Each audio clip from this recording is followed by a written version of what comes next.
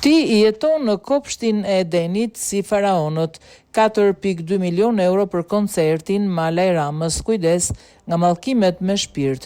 Ish ministri I Financave Arben Malaj ka reaguar përmes një postimi në rrjetet sociale lidhur me debatin për pagesën prej 4,2 milion eurosh në koncertin e Kanye West në Tiranë. Malaj ka ngritur pikpyetje mbi prioritetet e shpenzimeve publike duke vendosur këtë vendim përballë problematikave sociale ekonomike me të cilat përballen sot qytetarët shqiptar. Në reagimin e tij, ministri socialist kritikon modelin e promovimit të vendit përmes spektakleve të kushtueshme, ndërsa përmend një sër problematikash që sipas tij lidhen me arsimin, shëndetësinë, drejtësinë dhe largimin e të rinjve nga Shqipëria. Ai thekson se fama ndërkombëtare nuk blihet, por ndërtohet përmes vlerave, talenteve dhe rezultateve të një vendi. Ja dhe postimi plot. Fama globale, nuk jemi në epokën e gurit, ndoshta të mbretërve, krye ministror po. Jemi në periudhën e inteligjencës artificiale ku në milionat e sekondës dhe me shumë pak lek mund të arish çdo cep të botës dhe çdo individ të botës globale për mirë apo për keq. Ti jeton në kopshtin e Edenit si faraonët e mira shekujve më parë. Ti jeton në kullën e fildisht arrogancës dhe të urrejtjes ndaj popullit tënd.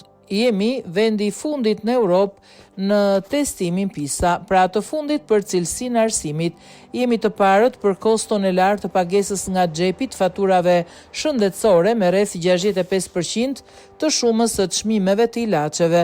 Jemi të fundit për sigurimin e ujit të pishëm në qytete dhe fshatra. Jemi të parët në pamundësinë e blerjes së shtëpisë së parë, sepse ti ndoqe modelin Shqipëria sa më e shtrenjtë dhe shqiptarët sa më të varfër. Jemi të fundit në garantimin dhe gëzimin e pronës private. Jemi të parët të ndëshkuar nga drejtësia e mohuar. Jemi të fundit jo vetëm në Europë, ku drejtësia vonohet deri në 21 vite dhe stoku dosjeve të pashqyrtuara rreth 200.000. Para pak ditëve rezultuam të parët në Europë ku të rinj dëshirojnë të braktisin vendin e tyre. Përqindja ishte tronditse, shpirtërisht dërmuese, ekonomikisht vrastare. Për ekzistencën tonë të ardhmen, jo shumë të largët, janë mbi 67% të rinjve që duan ta braktisin vendin e tyre.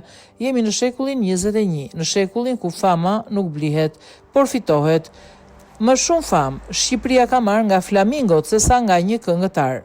$40 milion pasuri, bipolar, urrejtje nxitës dhe kontravers, të cilin e braktisin kompanit më të mëdha sponsorizuese si Adidas për nxitjen e antisemitizmit dhe lartësimin e Hitlerit. Po pse nuk promovohet Shqipëria nëpërmjet Dua Lipës dhe talenteve të tjera me famë botërore, ngatrohet shqiptare?